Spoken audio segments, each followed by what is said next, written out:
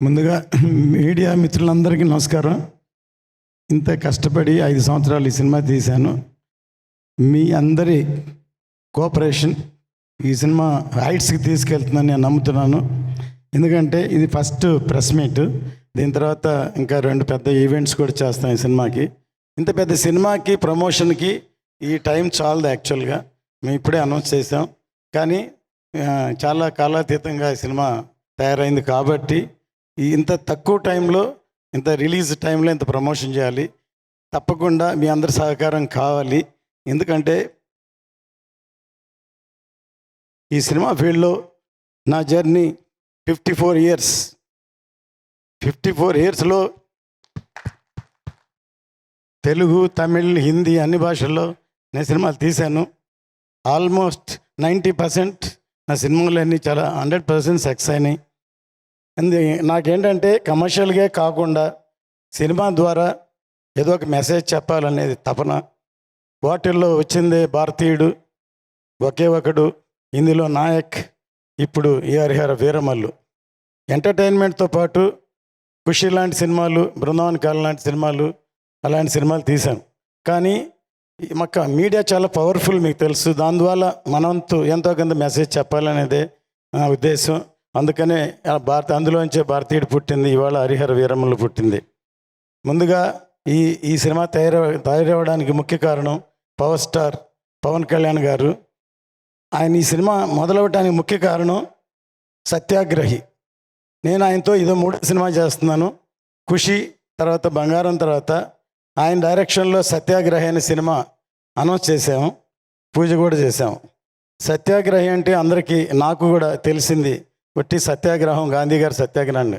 ఆయన చెప్పిన తర్వాత నాకు అర్థమైంది సత్య ఆగ్రహి, even I'm ready to die for the justice అని. ఇంత పవర్ఫుల్ ఉందని మేము ఓపెనింగ్ చేసాం. కానీ ఆయన డైరెక్ట్ చేయాలి కాబట్టి ఆయన డైరెక్షన్ చేయలేదు. అందుకని దాని వరకే రత్న గారి సినిమా చేయాలని ముందు వేదాళం అనే సినిమా నేను తమిళ్లో సూపర్ హిట్ అయింది, దాన్ని రీమేక్ చేద్దాం అనుకున్నాం. కానీ అది ఎలక్షన్ వచ్చి చేయలేదు.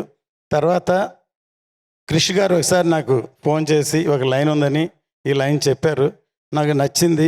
కళ్యాణ్ గారి దగ్గర తీసుకెళ్ళి చెప్తే కళ్యాణ్ గారు అన్నారు కృషి గారితో, నేను రత్న గారి జడ్జిమెంట్ నమ్ముతున్నాను అన్నారు. అలా మొదలైంది ఈ సినిమా.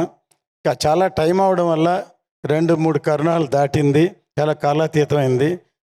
అందువల్ల అందరూ టెక్నీషియన్స్ కూడా ఎంతకాలం అయింది కాబట్టి అనుకోకుండా ఎప్పుడో వేదాళం సినిమానే డైరెక్ట్ చేయమని మా అబ్బాయి జ్యోతికృష్ణని కళ్యాణ్ గారు రమ్మన్నారు. కానీ అప్పుడు తను ఒక సినిమా ఆక్సిజన్ చేస్తున్నారు, మధ్యలో ఉన్న నేనే పిలవలేదు. ఒక విధంగా నేనే తనకి అపకారం చేసినట్టు. ఈ సినిమా ఏదో మా అబ్బాయి అని డైరెక్షన్ చేశాడు అని కాదు, నిజంగా నాకే హెల్ప్ చేసినట్టు.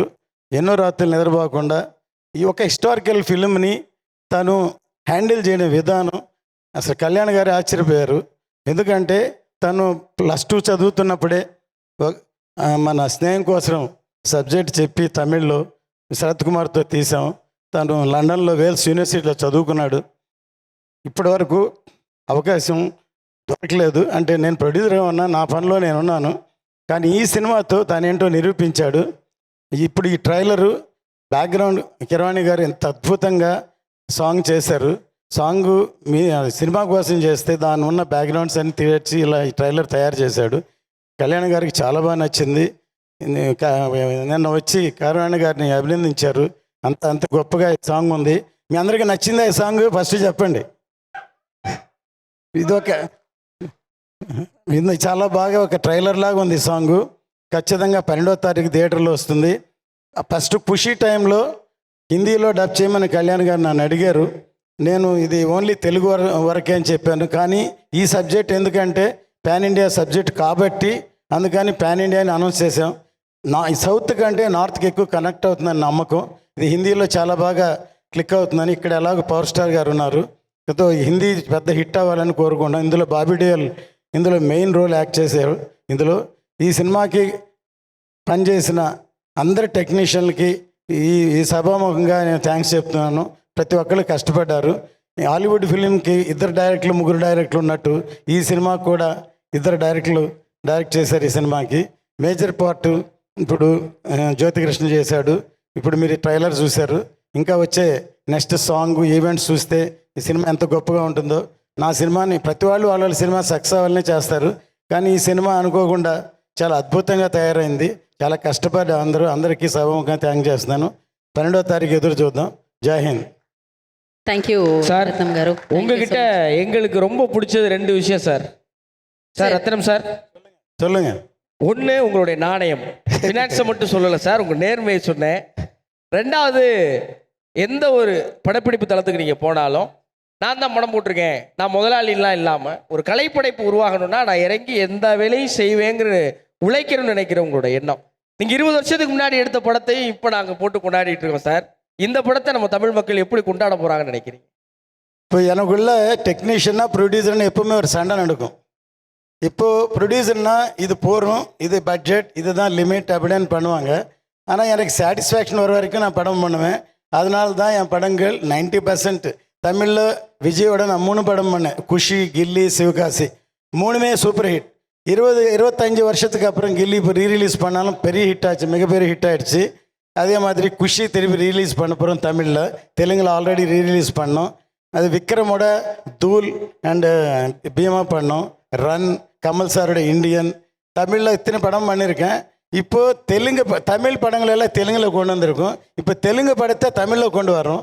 ஏதோ இது தமிழ் படம் மாதிரி எல்லோரும் ரசிப்பாங்க. ஏன்னா எல்லாருக்கும் இப்போ இருக்கிற மூமெண்ட், ப்ரெசென்ட்டு, நாட்டுடைய சுச்சுவேஷன் இந்த படத்துக்கு பயங்கரமாக ஆப்டாகவும் நான் நினைக்கிறேன். ஒவ்வொருத்தருக்கும் அந்த உணர்வு கிரியேட் ஆகும். இந்த படம் பார்த்தேன், இந்த சாங்கு பார்த்தாலும் கண்டிப்பாக தமிழையும் எல்லாம் सबको मैं ये पिक्चर के बारे में मैं हिंदी प्रोड्यूसर नायक पिक्चर बनाया मैंने. नायक और तेजस्विनी 2 पिक्चर बनाया मैंने. दोनों अच्छा चल गया और हिंदुस्तान भी हिंदी में डब किया. अभी ये पिक्चर भी हरिहर वीरमल में नाम से हिंदी में आ रहा है. सब हिंदी में नॉर्थ इंडिया बहुत अच्छा कनेक्ट हो जाएगा. I think so. तो all the best. Thank you.